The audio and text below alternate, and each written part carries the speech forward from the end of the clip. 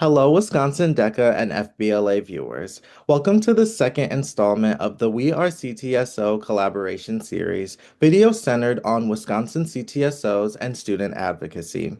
Before we dive in, let's meet our special guest. Hello, my name is Mason Klon, and I'm the Wisconsin FBLA State Vice President. I'm from the Sheboygan Falls High School FBLA chapter, which is just right off the shoreline of Lake Michigan, located directly between Milwaukee and Green Bay. I've had the privilege to serve as a Wisconsin FBLA state officer twice now, as I was the Region 6 Vice President last year, and now I'm the State Vice President this year. So glad to have you on the series, Mason. I'm excited to learn more about Wisconsin FBLA's efforts in practicing advocacy. Without further ado, let's begin. Mason, let's discuss advocacy through the lens of high school students like you and me.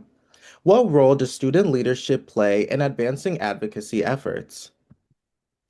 Student leadership plays a huge role in advancing advocacy efforts because leaders are the ones who turn student voices into student action. As high school students, we may not always realize how powerful our perspectives are, but when we step into leadership roles, we're able to amplify those voices and make sure they're heard by advisors, administrators, and even legislators. In FBLA, for example, advocacy is seen within our core values. We push for career readiness, financial literacy, and leadership opportunities for all students. As state vice president, I've seen firsthand how important it is not just to talk about these issues, but to bring them forward in real ways. Whether that's through conversations with local school boards, meeting with community leaders, or even presenting at state events. Leaders set the tone for what issues matter, and when we show passion for something, our members follow that lead. Student leaders also play the role of connectors. We understand that concerns of our peers because we're living them too. Whether that's access to resources, equity and opportunities, or simply having a voice in decisions that affect our future, that authenticity makes our advocacy powerful. And maybe most importantly, student leaders show that young people aren't just preparing to make a difference someday, but we're already making a difference right now. By stepping up, speaking out, and working together across CTSOs, we can prove that students are capable of influencing meaningful change in education, in our communities, and in the workforce we're preparing to enter. Awesome. Now, let's explore FBLA specific advocacy. Mason, what are some ways that Wisconsin FBLA advocates? Wisconsin FBLA advocates in several meaningful ways, and a lot of them come down to making sure students' voices are heard and that opportunities are accessible for all members. One of our biggest ways we advocate is through direct outreach. As a state officer team, we meet with business leaders, educators, and even policymakers to share the value of career and technical student organizations.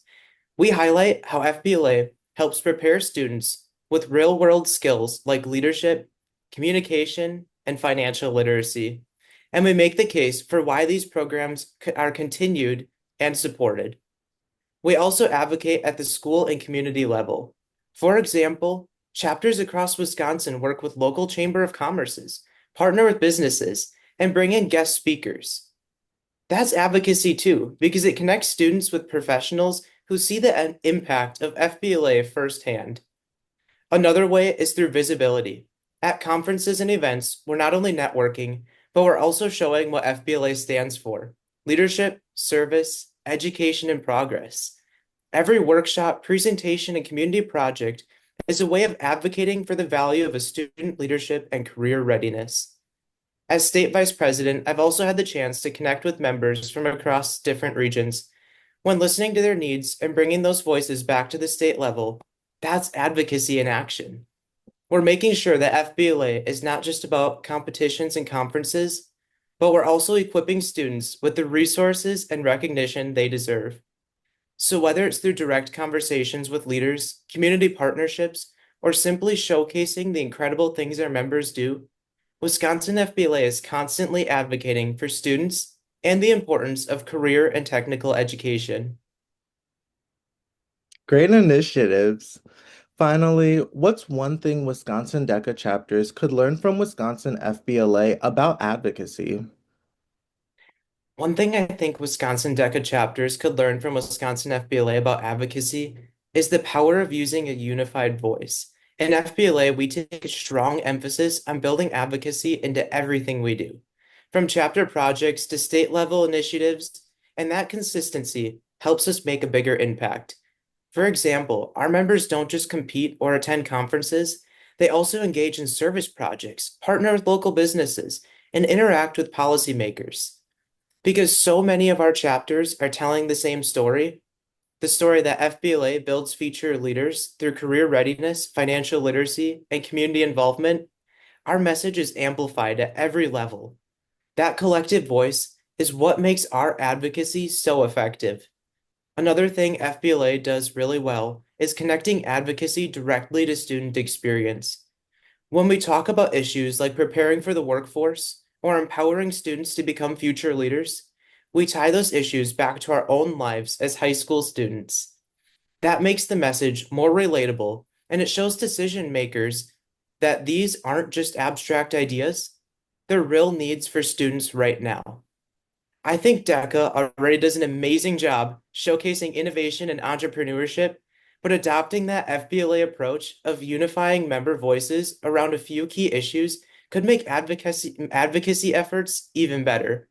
By combining DECA's creativity with FBLA's emphasis on career readiness and consistency, both organizations can continue to elevate the importance of CTSOs across the state.